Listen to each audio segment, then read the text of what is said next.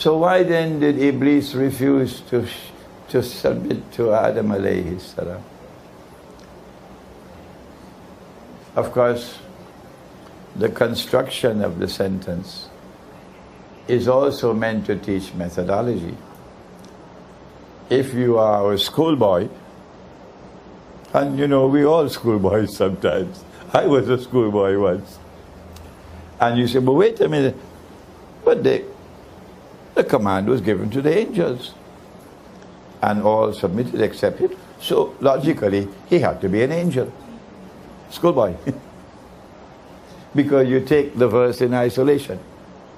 This is schoolboy methodology. And Allah wants you to know, below in your lesson, don't take any verse of the Quran in isolation. Don't be a schoolboy. Go to the totality of the book and take all the data and integrate it harmoniously to get that which binds it all together. And that you'll know what Allah is talking about. So, angels cannot disobey. No. Angels cannot disobey. But he disobeyed. So he can't be an angel. Huh? He disobeyed, so he cannot be an angel. But the schoolboy already declared he's an angel. And then Allah says elsewhere in the Quran, he's jinn. So that's just methodology. And I have a book here, which just came out of the printery a few days ago. And I hope and I pray that you'll read this book. Methodology for study of the Quran. Do please, please, please read and study this book. So then he refused to make sajda. So Allah asked him, Iblis, when I ordered you to make sajda, why did you refuse? Do you know the answer he gave? I hope we will be friends when the lecture is over. Okay? I hope and pray we'll be friends when the lecture is over. He said, I'm better than him. I was created superior. I am born superior. I belong to a superior class. Do you remember hearing these words? You hear it in this country, you hear it in that country, you hear it there, you hear it there. I don't want to mention names. I am better than him.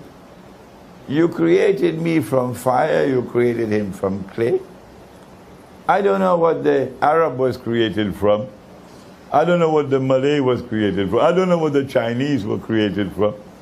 I don't know what the Europeans were created from. But this one says, I belong to a master race. You must have heard that in Penang. Huh? I was born to rule the world. I have a mission to civilize Imran Hosein, who when he eats curry fish and rice, you know what he does? He rolls up his sleeve, he washes his hands, and like some barbarian, he takes his fingers and eats. I was born with this mission to civilize the world. That civilized people don't eat like that. And civilized people don't dress like this. And civilized people shave off their beards. You heard it, didn't you? And they sent their armies all over the world because they had the scientific and technological revolution. And they colonized the rest of the world. Because they are the master race, with a mission to civilize the rest of the world. We are natives. We are inferior to them. Anyone, now don't be annoyed with me, anyone who considers himself superior to another human being by virtue of belonging to a certain race, a certain class, a certain ethnicity, that I belong to a superior class than you. I'm born superior to you. I got news for you. You belong to the Jamaat of Shaitan.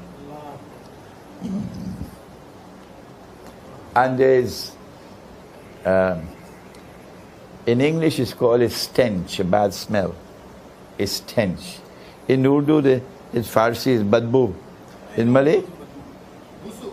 Busu. There's busu coming from such people. So if you are to benefit from today's lecture of an introduction to Islamic eschatology, and if you are to play a significant role in the end of history, banish this from the heart. That you are not superior to any human being. No. What makes it superior is your conduct, your faith, what is in the heart, not what you are born with. But those who arrogantly pursue the agenda of imposing their blood-stained rule over the whole of mankind, by the hook and by the crook, mostly by the crook, they are people who are following in the footsteps of Shaitan. They say, we are superior to you. Like Iblis said, I'm superior to him. That's how history began. And that is how history is ending. That is how history began. And that is how history is ending.